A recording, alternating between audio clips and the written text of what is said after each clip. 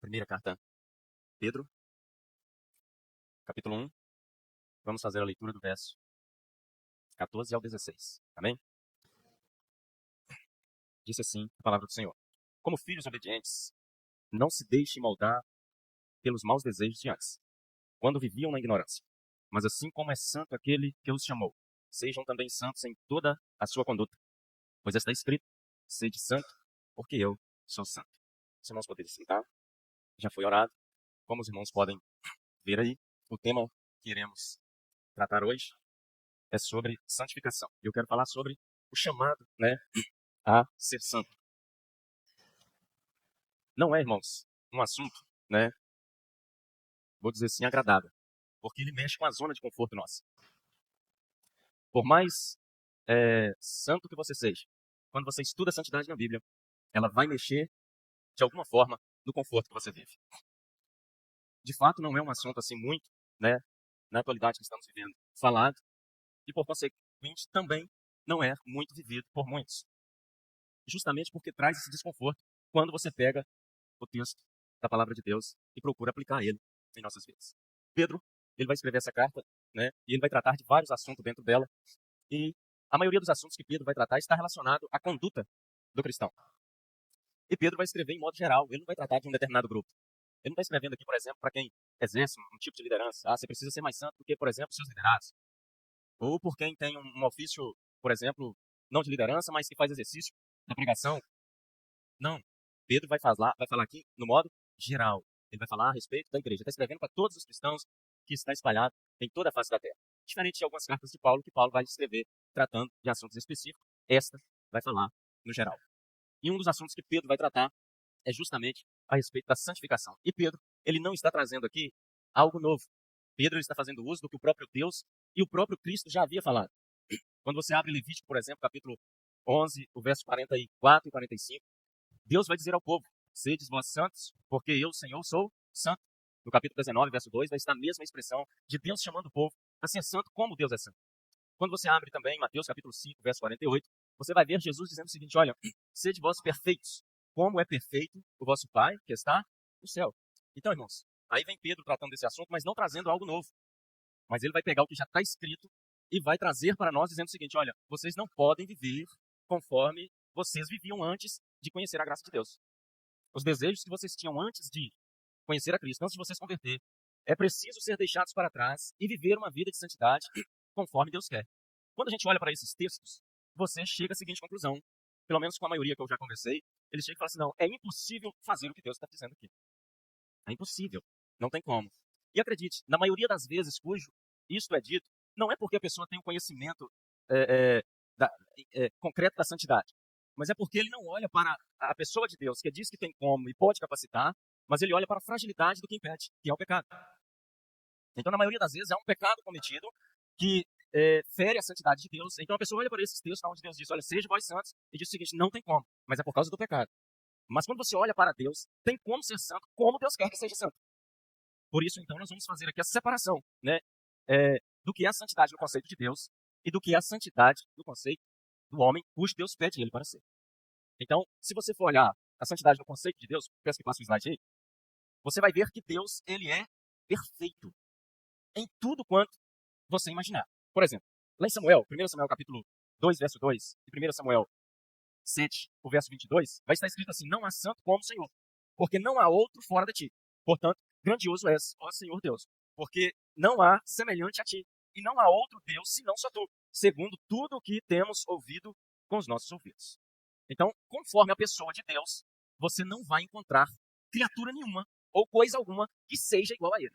Nós somos diferentes das demais criações. E nem nós, quando formos transformados, quando estivermos diante de Deus, seremos como Deus. Eu vou mostrar isso para os irmãos. Então, se você olhar na santidade do tipo da perfeição de Deus, da essência de Deus, de fato, o homem, ou qualquer outra criatura que seja, não tem como ser. Por quê? Se você pegar a pessoa de Deus, ele tem alguns atributos, algumas características que vai diferenciar ele de todas as coisas. Eu coloquei aqui alguns atributos, existem outros, mas eu coloquei alguns aqui que vai caracterizar Deus e diferenciá-lo nesse quesito da santidade de todos nós e de todo tipo de criatura. Entre eles estão, por exemplo, a aceidade, que é um dos que eu mais assim, acho belo, que é o fato de Deus existir por si só. Ele não precisa ele não foi criado. É a autoexistência de Deus. Aí quando você abre, por exemplo, João 5:26, a respeito dessa aceidade, lá vai estar escrito que Deus, ele existe por si só. Não há, não há derivação que advém antes de Deus, que fez com que Deus saísse dela. Deus, ele é o Criador de todas as coisas, ele é autoexistente. Isto é a aceidade, um atributo que pertence somente a ele. Outro atributo, né, que nós temos aí é a imutabilidade. Tiago, capítulo 1, verso 17, vai dizer que em Deus não há sombra de variação e não existe nele mudança. Outro atributo que tem nele é a eternidade, né? Ninguém é eterno, somente Deus. Salmos 90, verso 2, vai dizer o seguinte, que de eternidade em eternidade, Deus é Deus. E ela elenquei outros aqui, queridos, como por exemplo a soberania, né? A infinitude, né? Jó, capítulo 11, verso 7 ao 8, vai dizer que Deus, ele é mais alto que o céu, ele é mais profundo que o céu, ele é mais extenso que a terra e mais largo que o mar. Então, isso são coisas que somente a pessoa de Deus vai ter. Em espécie de geração nenhuma vai existir essas características em um ser, a não ser Deus. Aí nós temos outros três que são conhecidos, que são a onisciência, onipresença e a onipotência. A onisciência, né? Se você abrir, por exemplo, Hebreus, capítulo 4, verso 13, vai estar escrito lá assim que todas as coisas estão nuas e patentes aos olhos de Deus, a quem nós um dia prestaremos contas. Então ele sabe de todas as coisas, ele tem ciência. Deus, ele não pode ser pego de surpresa, nem pelo fato de você crer ou deixar de crer. Se você está aqui por estar, ele sabe que você está. Se você está aqui porque quer mesmo servir a Deus e ir para o céu, ele sabe também que você está. Ele não é pego de surpresa por isso. Não tem condição dele ser. Pelo fato da sua onisciência, dele saber de todas as coisas. Aí os irmãos já sabem que a onipotência está ligada a ele ter todo o poder. Onipresença é o fato de ele estar em todos os lugares. Se o irmão chegar ao slide ali, coloca o próximo isso. Os irmãos vão ver que na coluna à direita, à esquerda de vocês, ou à direita, não sei, eu coloquei aí em Jesus, né? Vocês vão ver que todos esses atributos, aplicados na pessoa de Deus, também é aplicado na pessoa de Jesus, pelo fato de Jesus ser Deus.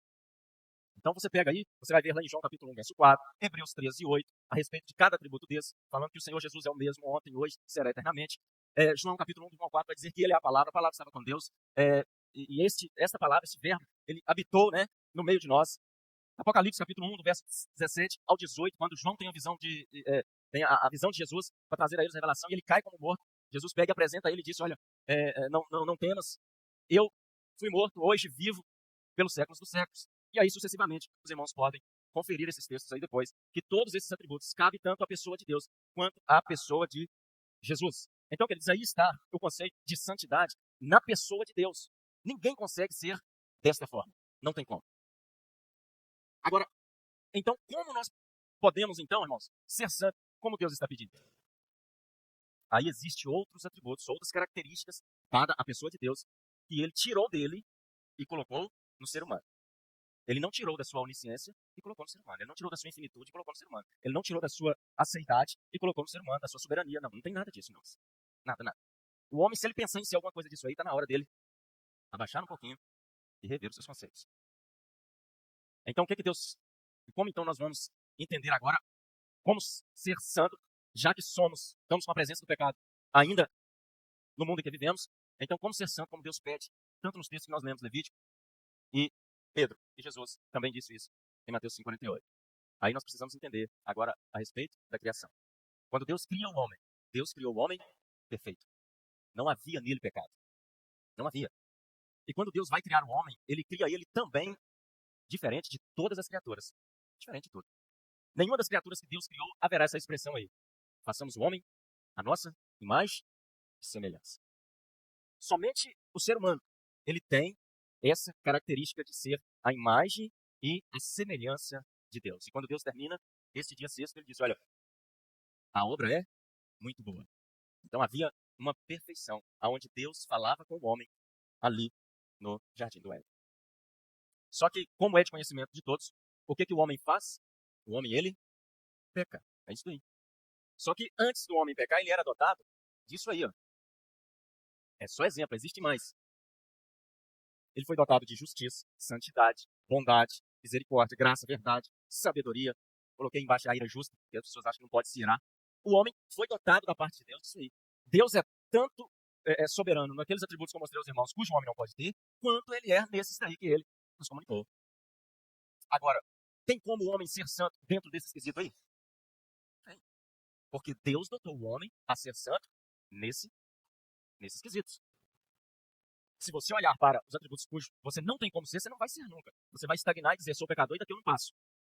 Mas se você olhar para aquilo que Deus pede e entender que tem como ser dentro dos parâmetros que Ele quer que nós sejamos, então nós iremos conseguir sim ser santos como Deus é santo. O homem era perfeito. Só que o que acontece? O homem, ele pecou. Era como se Deus, né, tivesse feito... É como se você recebesse uma ordem para não pular dentro de um poço de lama e chegasse lá e pulasse dentro dele. O que vai acontecer com você? Você vai se sujar todo. Deus que fez o jardim do Éden, colocou o homem lá e disse para ele, olha, você pode desfrutar de tudo aí. Só que com um detalhe. O fruto da árvore do conhecimento do bem e do mal, você não vai comer dela não. No dia que comer, você morrerá.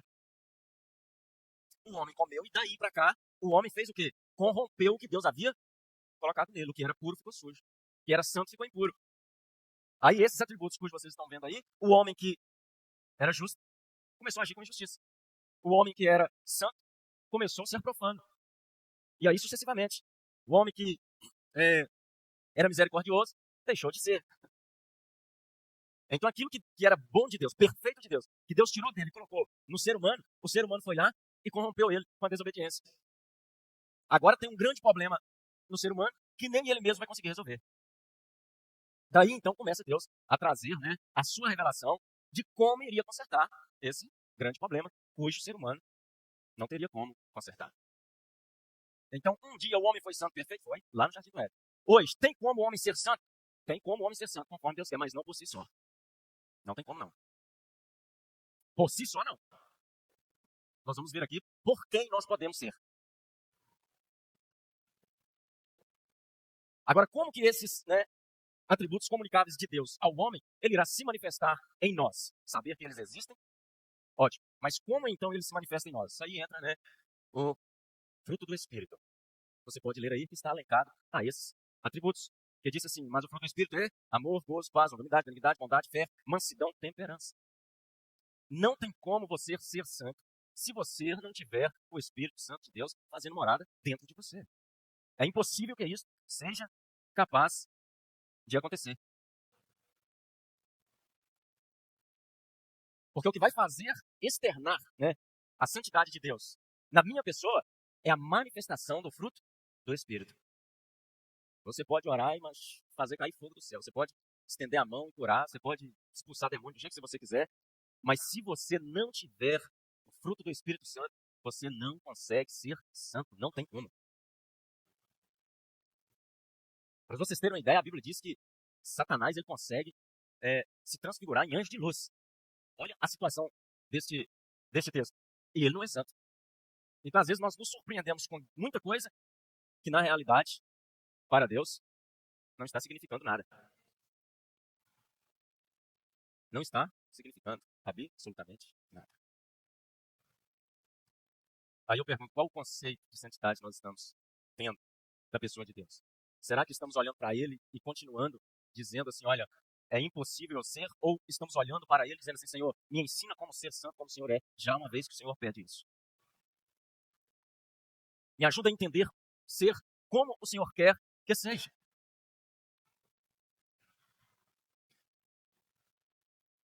Aí, queridos, nós precisamos aqui também entender uma coisa que é muito importante a respeito dos dois tempos que temos.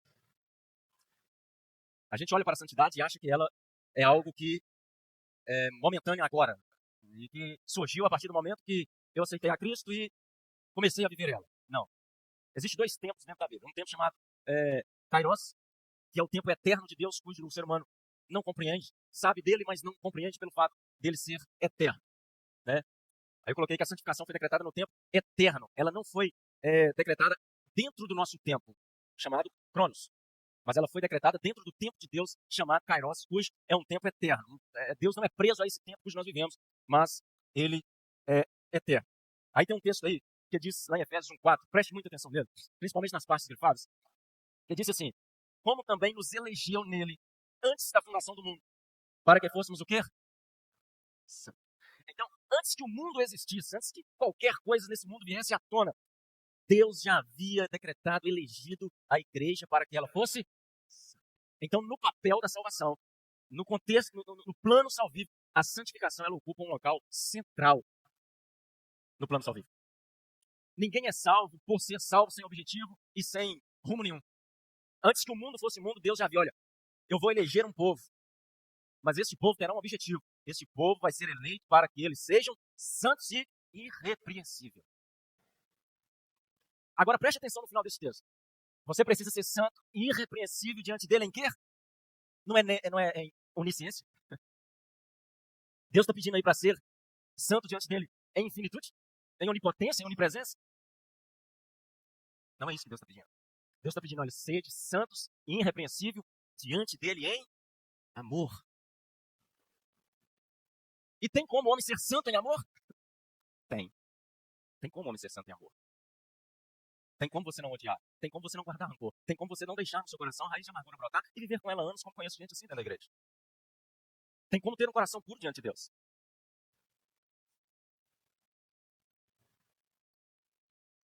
Romanos 8, 29, porque os que antes conheceu também os predestinou para sermos conforme o quê?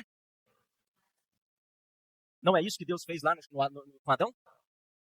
Deus, quando foi fazer Adão, não disse para o texto assim, façamos a nossa imagem e semelhança? Agora vem Cristo, né? E disse assim, olha, porque os que antes conheceu também os predestinou.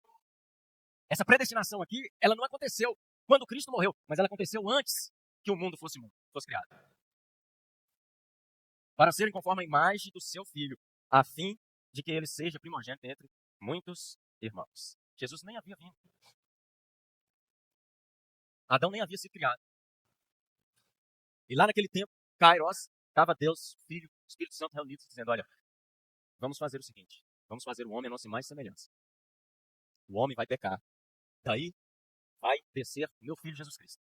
E através dele, então, este povo será novamente conforme a minha imagem e semelhança. Ele irá resgatar o que o homem perdeu.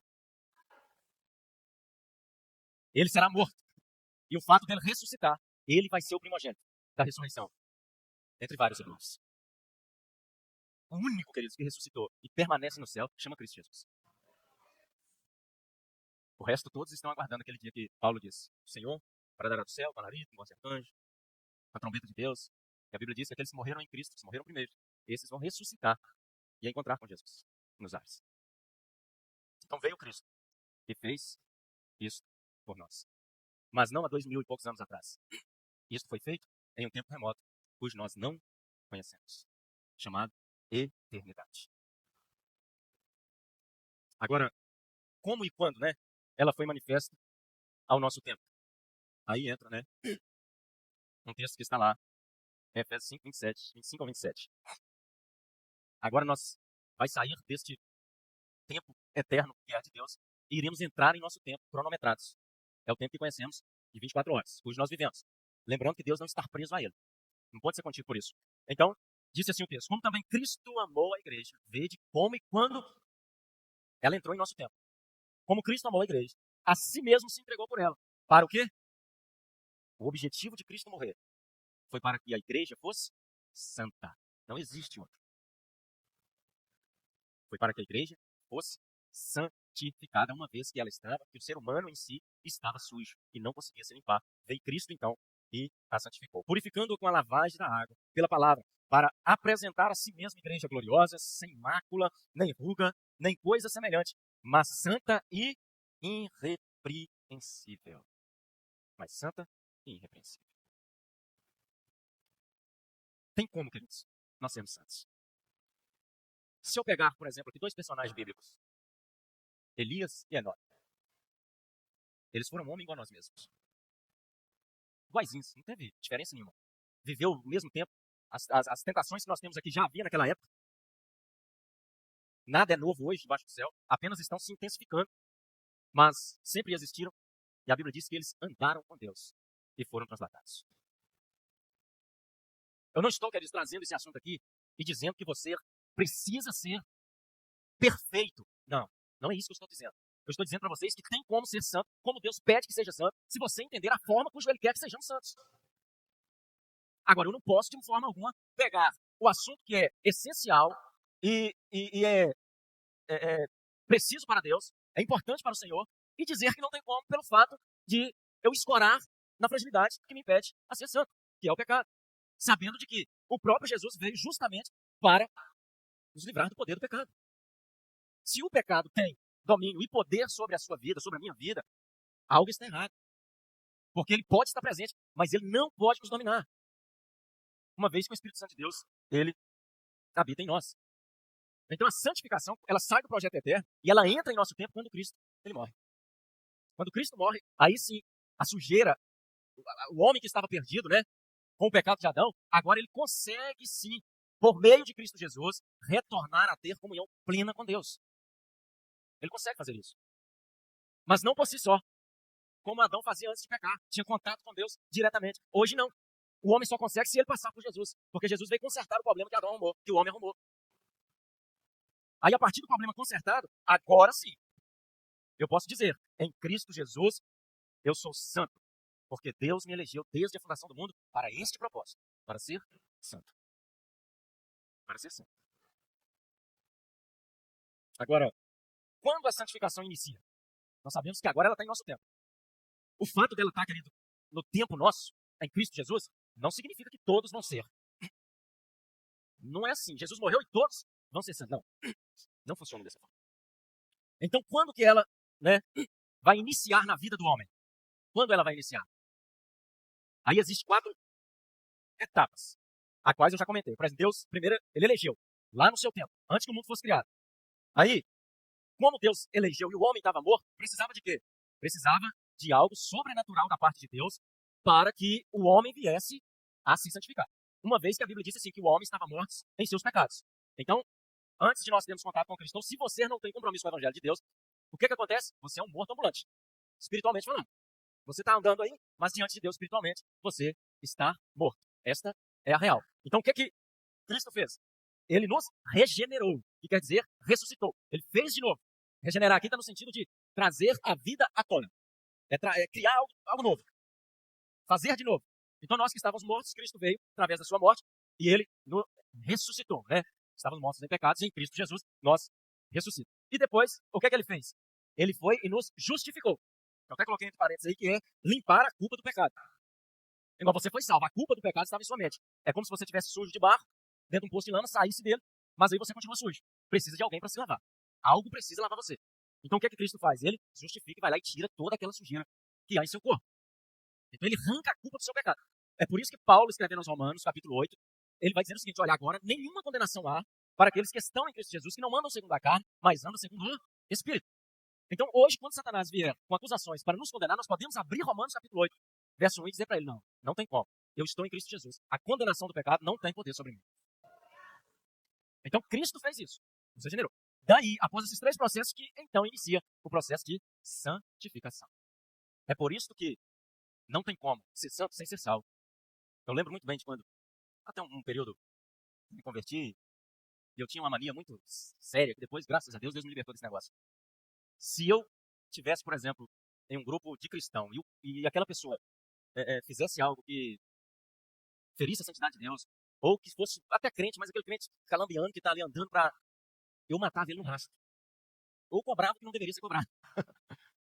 Aí depois Deus falou assim: não cobra de quem não é salvo, santidade. Não tem como, irmãos.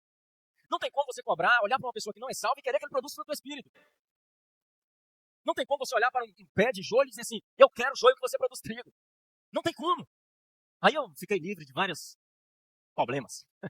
Falei, não adianta, eu vou ficar cobrando uma coisa que a pessoa não tem condição de dar. Isso é tolice. Daí então, Deus me fez entender isso. Não tem como uma pessoa santificar se antes ela não for salva.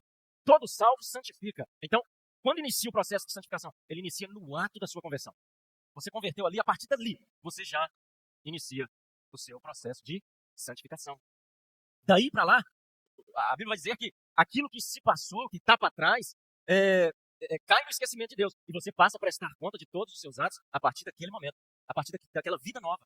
Você nasceu de novo. Então todas as suas condutas dali para frente vai estar sendo contada diante de Deus. Você prestará conta delas diante do Senhor, conforme o conhecimento, principalmente, que você tenha da pessoa de Deus. Então a santificação ela inicia dentro, né, dentro desse processo de salvação. A partir do momento que eu tomo conhecimento da verdade, Cristo é o meu Senhor, naquele ato ali, Ele te limpa do pecado e você já inicia, né, esse processo de santificação. Até coloquei uma frase aí que diz: a santificação ocorre após a salvação. Se um cristão não preocupa em santificar, é uma evidência clara de que ainda ele não é uma pessoa salva. Isso é muito sério. Se você vive a vida ao léu, sem se preocupar com o que Deus quer de você, com o que Deus quer a forma que Deus quer que nós vivemos, se a sua conduta lá fora, seja com a sua família, com o seu vizinho, com a sua cidade, com a sua escola, qualquer lugar que você não condiz com a santidade de Deus, com o que a palavra deixa, você ainda não é uma pessoa salva. Não é uma evidência de que é uma pessoa salva. Uma pessoa salva vai ter no coração o desejo de santificar. É impossível você ser salvo e não ter o desejo de santificar a sua vida. Um homem, queridos, aqui já entra, né? Estamos partindo para o fim. Um homem santo, digo homem aqui no contexto geral, ele não aceitará dois termos. Aqui já entra, né, a conduta que Deus pede para nós no sentido negativo. Ele vai dizer: não faz isso, não faz aquilo, não faz aquilo. E existe aquela que ele manda nós ser, né, que é a positiva, e existe aquela que ele diz: olha, eu não quero que vocês façam. Não é para vocês fazerem. Aí o tempo não dá, mas depois vocês pedem para eles não fazerem aliança com o povo, porque eles eram santos quando eles chegassem na terra de Canaã. E a Bíblia diz que chega lá, eles fazem aliança com os povos daquela terra e não destrói eles, não expulsa eles. E Deus havia falado para eles: eu não quero. Aí a geração de Josué morre e o texto vai dizer que após isso, a geração nova cujo levantou, ela não conhecia a Deus. E vocês acham que ela não conhecia a Deus é porque não ouvia falar de Deus? Não é isso, não, gente. Ela não conhecia a Deus porque não vivia uma vida conforme a santidade de Deus. Fazia o que Isaías diz. Falava de Deus com seus lábios, mas as condutas deles, o coração, o pensamento, estava distante de Deus. E precisamos tomar cuidado, porque a nossa geração parece caminhando para esse caminho. Parece caminhando para esse caminho. Os jovens de hoje já, você não vê neles tanto desejo de buscar a Deus como foi há 30, 40, 50 anos atrás. Você conversa com a geração de idosos hoje, e eu mesmo, se eu conversar com 5 minutos, eu estou chorando. Eu me lembro quando eu converti, inclusive eu fui muito perseguido por isso. Eu não fiz parte a princípio, né, do grupo de jovens que lá na nossa igreja tínhamos separado, quando eu me converti. E eu não fazia, porque eu não conseguia aprender no meio deles. Vivia uma coisa que eu olhava no texto e via outra. Aí eu fui para o círculo de oração. Existia o grupo de círculo de oração lá também. Falei: vou ficar aqui não. E fui para o círculo de oração, onde tinha irmãs lá de 40, 50, 60 anos. Irmãos, foi a melhor coisa que eu fiz na minha vida. Foi a melhor coisa que eu fiz na minha vida, no início da minha conversão. Eu consegui aprender coisas que os jovens que estavam comigo lá hoje estão no mesmo caminho de 10, 15 anos atrás. Só que a maioria deles já estão partindo com o Senhor. E a geração atual de hoje, você não vê nela, repito, tanto desejo de estar querendo conhecer a Deus. E não é novo, nós já passamos por isso. Mas quando você olha a igreja primitiva, né, que se iniciou ali em Atos, por exemplo, ou se você estudar, por exemplo, até o final do século III, e fazer uma comparação com a igreja que nós estamos vivendo hoje, dá vergonha de dizer que nós somos crentes. Você vai ver homens que viveu diante de Deus, que ele não tinha onde dormir. Ah, já estou dizendo que o crente tem que ser falido. Não, mas eu não estou dizendo isso. Eu estou dizendo para os irmãos que mesmo com as dificuldades que tinha há 1.700 anos atrás, eles faziam o que Deus queria que fosse feito. Hoje, com as facilidades que nós temos, eram para nós fazer muito mais do que eles faziam. Ser muito mais do que eles foram. Ser exemplos para gerações que estão por vir daqui a anos para frente. Assim como eles estão sendo para nós hoje. Aí veja o que está escrito aí. Ó. Um homem santo não aceita dois termos. O que está acontecendo hoje é isso aí. Leia para você ver. Não vos prendeis a um julgo desigual com os infiéis. Porque que sociedade tem a justiça com a injustiça?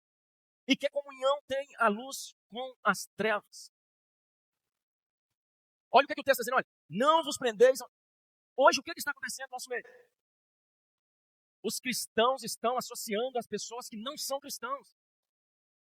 Principalmente no ato matrimonial.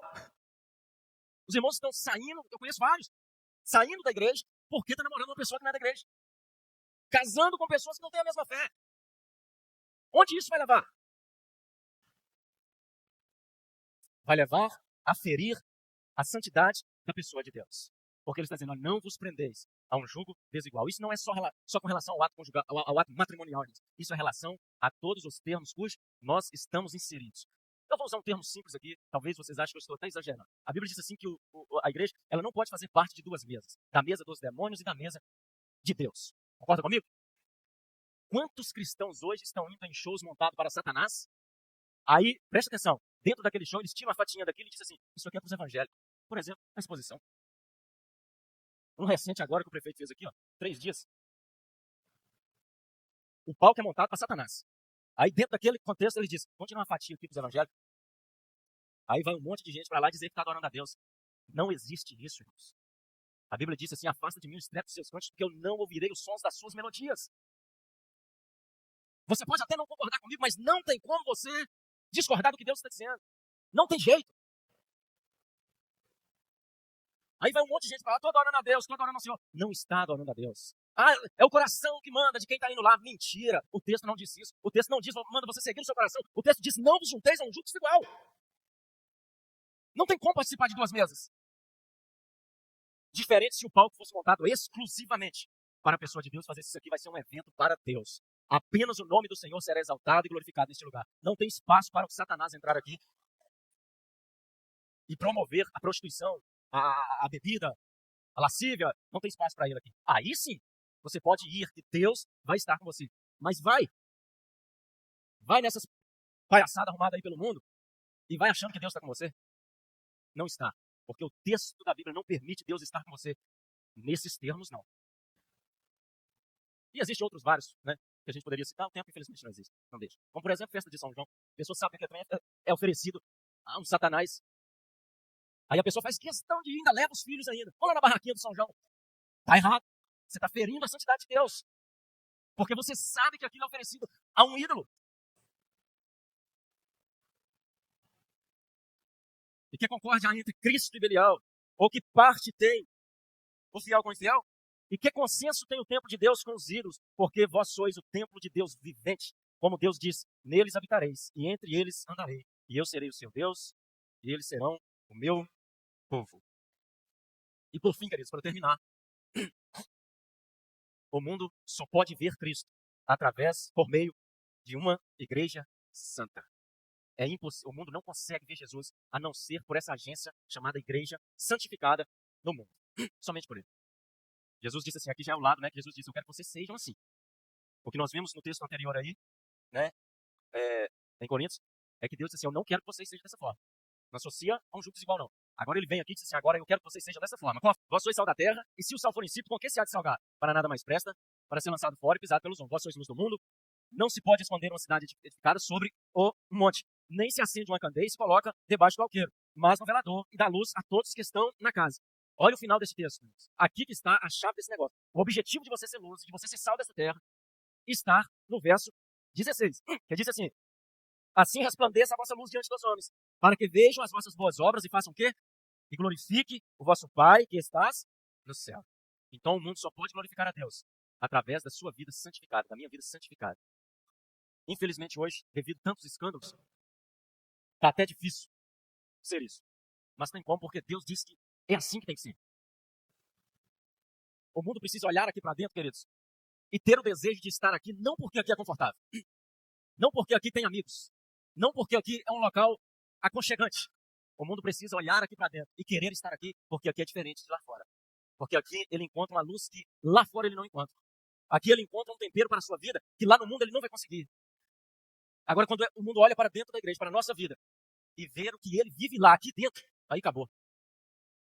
Aí a frase que corre lá fora é o seguinte, eu vou fazer o que lá? Se fulano e ciclano está vivendo pior do que eu aqui dentro. Pior do que eu aqui fora, no mundo. Aí o conselho que eu dei é o seguinte, você quer viver o mundo? Parte para ele. A Bíblia diz, quem está sujo, suja mais, quem está santo, santifique mais. Você, eu, qualquer um, estar aqui dentro e com conduta que fere a santidade de Deus lá fora, é melhor que você saia. Vive o mundo. Porque assim você vai viver ele completamente. Se você ficar com um pé no mundo e um pé no reino de Deus, você não vive nenhum nem outro. Ou nos santificamos para viver plenamente Deus, ou deixamos Deus e vivemos o mundo da forma que hoje bem entender ou entendo somente. Mas se, irmãos, nós queremos o Senhor, nós precisamos, além de ser santos, ser referência para aqueles cujos ainda não conheceram o Senhor. Essa é a palavra que Deus colocou em meu coração. Quero fazer uma oração e já passar aqui para o pastor. Senhor Deus, louvo teu nome, te agradeço por mais esta vez, esta oportunidade. Que o Senhor deu teu certo sabedoria ao entrar e sair com a tua palavra. Que o teu Espírito Santo possa falar melhor em cada coração aqui. Que o Senhor venha nos dar força para ser santo, como o Senhor quer que sejamos santos, como o Senhor é santo. Nos dá forças para poder prosseguir no teu caminho e não desviar dele. Em nome de Jesus. Amém.